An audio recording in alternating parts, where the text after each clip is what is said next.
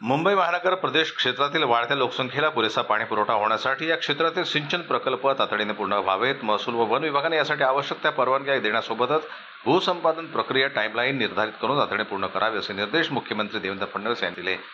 मुख्यमंत्री देवेंद्र फडणवीस यांच्या अध्यक्षतेखाली सह्याद्री अतिथीगृह येथे झालेल्या बैठकीत मुंबई महानगर प्रदेश क्षेत्रातील जलसंपदा प्रकल्पांचा आढावा घेण्यात आला। या बैठकीला उपमुख्यमंत्री तसेच नगर विकास व गृहनिर्माण मंत्री एकनाथ शिंदे, जलसंपदा, विदर्भ, तापी व कोकण पाटबंधारे प्रकल्प व आपत्ती व्यवस्थापन मंत्री गिरीश महाजन, वनमंत्री गणेश नाईक, मुख्य सचिव सुजाता सैनिक यांच्यासह संबंधित विभागाचे अतिरिक्त मुख्य सचिव व इतर सचिव उपस्थित होते।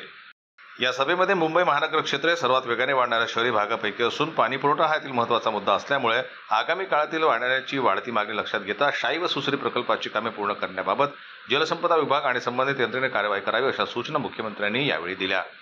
यावेळी उपमुख्यमंत्री एकनाथ शिंदे म्हणाले, ठाणे, कल्याण, डोंबिवली, उल्हासनगर, अंबरनाथ, भिवंडी महानगरपालिका क्षेत्रात पिण्यासाठी व औद्योगिक क्षेत्रासाठी काळू नदी प्रकल्प हा महत्त्वाचा मुद्दा असून प्रकल्प जलद गतीने पूर्ण करण्यात यावा। ठाणे परिसरातील नवीन असलेल्या भागाला अतिरिक्त पाणी उपलब्ध करून द्यावे असे ते यावेळी म्हणाले। बैठकीमध्ये देहरजी मध्यम प्रकल्प, काळू नदी प्रकल्प, भातसा मुमरी प्रकल्प, सूर्या, कवडास, उन्नई बंधारा, सूर्या नदी 5 बंधारे, बाळगंगा नदी प्रकल्प, खोलसपाडा 2 लघु पाटबंधारे योजना, श्री हरिहरेश्वर पाणी पुरवठा योजना, जांभिवली, चिखलोली, शाही नदी प्रकल्प आणि सुसरी नदी प्रकल्पाचा यावेळी आढावा घेण्यात आला। ब्युरो रिपोर्ट, जनमत लाईव्ह न्यूज, मुंबई।